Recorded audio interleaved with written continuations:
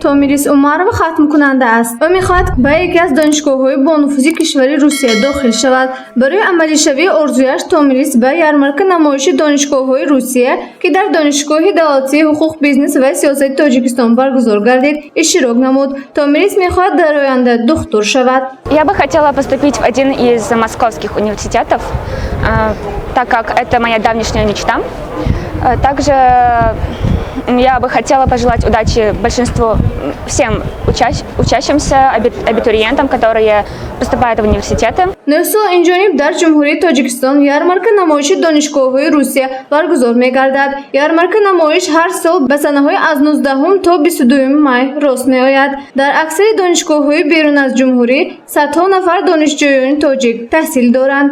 баргузории ярмарка-намоиши донишгоҳҳо барои хатмкунандагоне ки мехоҳанд бо шарту шароити мактабҳои олии берун аз кишвар шинос шаванд, роҳи қулай ва осони дастрасӣ ба иттилоот аст. Шариф Розихов низ набераи худро ба ярмарка-намоиши донишгоҳҳо овард. Наберааш мехоҳад касби барномасозро интихоб кунад. бобо мегӯяд ки мехоҳад набераашро ба яке аз донишгоҳҳои Русия дохил шуда ҷаҳонбиниаш ҳам васеътар гардад. Центральный вуз Российской Федерации хочет он поступить на курсы программиста, и в дальнейшем он хочет стать программистом. Поэтому я приехал, чтобы помочь ему, чтобы устроиться в какой-нибудь вуз для Российской Федерации, или в Москве, или в Ленинграде, или в Челябинске, или в Курске, чтобы в дальнейшем он учился на программиста и стать программистом. имсол дар ярмарка 24 донишгоҳҳои Русия ширкат варзиданд. довталабон оиди дохилшавӣ ба донишгоҳҳои мазкур, таҳсил ва таҷрибаомӯзӣ, шароити хобгоҳҳо барои донишҷӯёни хориҷӣ ва стипендия, маълумоти пурраро гирифтанд.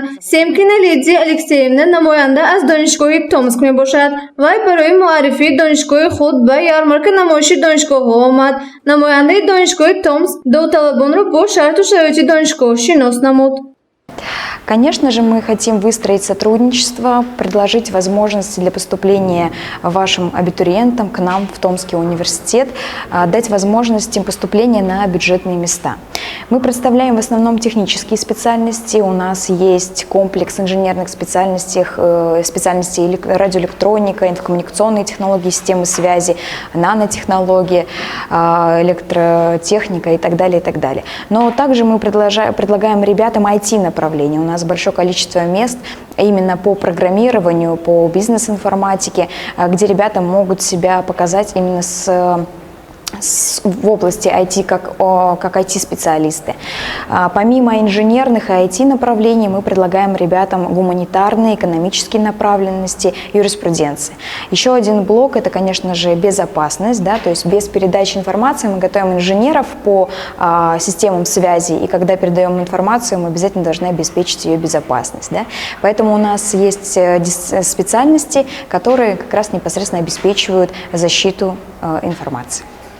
ярмарка-намоиши Донишгоҳҳои Русия аз тарафи Вазорати илмии Ҷумҳурии Тоҷикистон бо дастгирии Сафорати Русия ва Вазорати илми Федератсияи Русия ҳар сол баргузор мегардад. дар шаҳри Душанбе ярмарка-намоиши донишгоҳҳо санаҳои 19-20 ва дар шаҳри Хуҷанд 22 май баргузор гардид. соли гузашта аз сабаби пандемияи коронавирус ярмарка-намоиши Донишгоҳҳои Русия баргузор нагардида буд. ба ин чорабинӣ меҳмонон аз Сафорати Русия низ ташриф оварда буданд. онҳо аз рафти чорабинӣ дидан карданд. гузориши Меҳрангези Абдуаҳад ва Тоҳир Каримҷонов барои барномаи иттилоотӣ хабар.